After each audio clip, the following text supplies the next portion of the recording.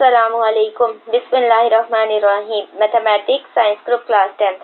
Contents algebra and geometry. Algebra का unit number 2 मैं आपको पढ़ा रही हूँ theory of quadratic equations.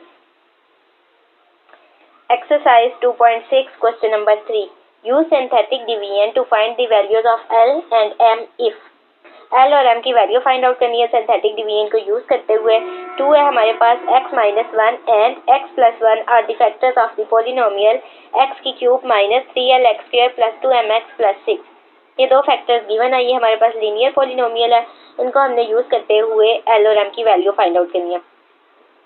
Exercise 2.6 है. क्वेश्चन नंबर 3 का 2 है. L और M फाइंड आउट करने हैं. हमारे पास पॉलिनोमियल इक्वेशन लिखी है x³ - 3lx² + 2mx + 6. सोल्यूशन लिखा from divisor x - a. Divisor हमारे पास सिंथेटिक डिवीजन में x - a होता है. हमारे पास जो फैक्टर थे वो लिखी है x - 1 लिखा.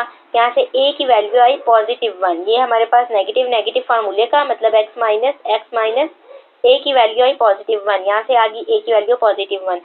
इसी तरह x + 1 डिवाइजर जो गिवन है हमारे पास, यहाँ से आ गया x - a = यहाँ से हमारे पास पॉजिटिव को हमने तोड़ना है क्योंकि हमारे पास यहाँ x के साथ आगे नेगेटिव है, a के साथ क्या है नेगेटिव है. तो यहाँ आ गया x -1 क्योंकि माइनस माइनस जब मल्टीप्लाई करते हैं तो प्लस आ जाता है.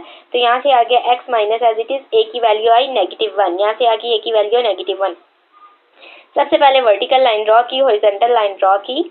हमारे पास जो इक्वेशन पॉलिनोमियल इक्वेशन गिवन है इसके हमने कोएफिशिएंट लिखने होते हैं और वेरिएबल जो x है वो हमारे पास होनी चाहिए उसकी पावर डिसेंडिंग ऑर्डर में, बड़े से छोटे की तरफ जो पावर है होनी चाहिए 3 2 1 0. तो यहाँ से आ गया 1 - 3l + 2m और 6. अब हमारे पास जो सबसे पहले a = 1 है ये हमने लेफ्ट हैंड साइड पे लिख लिया. अब हम इसको सिंथेटिक डिवीजन अप्लाई करेंगे. तो यहाँ से हमारे पास आ गया first term 1 as it is, नीचे 1 को 1 के साथ मल्टीप्लाई किया. यहाँ से आ गया 1 इधर, -3l + 1 आ गया. इनको 1 के साथ मल्टीप्लाई किया, -3l + 1 एज इट इज आ गया. 2m के साथ हमने प्लस किया, -3l + 2m + 1. यहाँ हमारे पास हमने अल्फाबेटिकल ऑर्डर में अरेंज कर लिया L M N. जिस तरह L M N होता है ABC में, इसी तरह अल्फाबेटिकल ऑर्डर में पहले L लिख ली, -3l + 2m + 1. यहाँ से इनको मल्टीप्लाई किया 1 के साथ, ये हमारे पास 6 के नीचे आ गई, -3l + 2m + 1.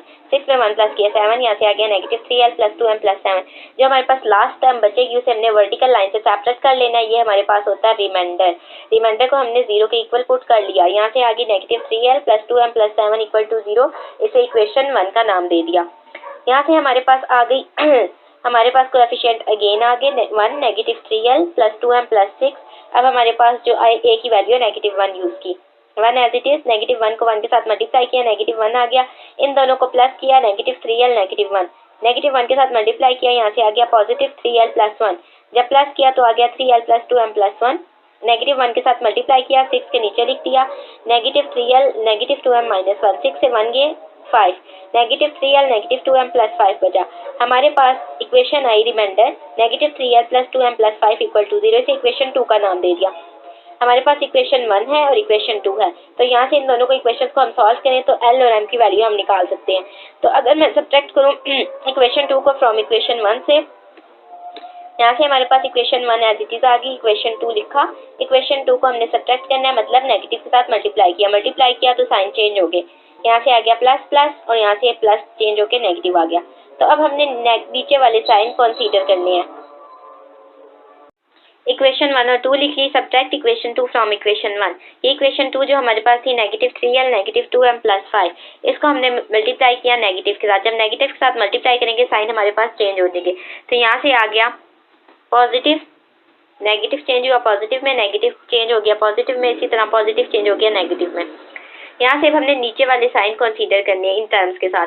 -3l और +3l कैंसिल हो गया, +2m +2m प्लस प्लस 2 में 2 प्लस किया 4m आ गया. 7 में से 5 के 2, तो यहाँ से आ गया 4m + 2 = 0. इम्प्लाइज दैट m = यहाँ से हमारे पास 2 जो था वो हमारे पास राइट हैंड साइड पे जाके -2 हो गया. इसी तरह 4 मल्टीप्लाई हो रहा था तो ये हमारे पास राइट हैंड साइड पे आके डिवाइड हो गया. m = -2 और 4, 2 1 2 2 2 4. यहाँ से m की वैल्यू आ गई -1/2. अब हम m की वैल्यू, हमारे पास दो इक्वेशन है, इक्वेशन 1 भी है, इक्वेशन 2 भी है. इसमें भी m है, इसमें भी m है. हम किसी भी इक्वेशन में पुट करें m की वैल्यू तो L आ जाएगा. मैंने पुट की इक्वेशन 1 में, put in equation 1 -3l plus 2, m की जगह आ गया -1/2 प्लस 7 इक्वल टू 0। यहाँ से हमारे पास आ गया -3l, +2 और ये वाला 2 हमारे पास कैंसिल हुआ, बचा -1 plus 7 as it is equal to 0। -3l plus minus minus 7 में से 1 गए 6, साइन बड़ी रकम के साथ का, तो यहाँ से आ गया -3l plus 6 equal to 0। 6 is equal to 3l। -3l हमारे पास राइट हैंड साइड पे जाके साइन चेंज हुआ तो पॉजिटिव में कन्वर्ट हो गया। 3 हमारे पास 6 के साथ आके डिवाइड हो गया। Implies that l is equal to 6/3। अब हमने टेबल पढ़ा 3 1 3, 3 2 6, तो l की वैल्यू आ गई 2। l की वैल्यू आ गई 2, m की वैल्यू हमारे पास आई थी -1/2। l और m की वैल्यू फाइंड आउट करनी थी। हमारा आंसर है, चेक कर लेते हैं। एक्सरसाइज 2.6 क्वेश्चन नंबर 3 का 2।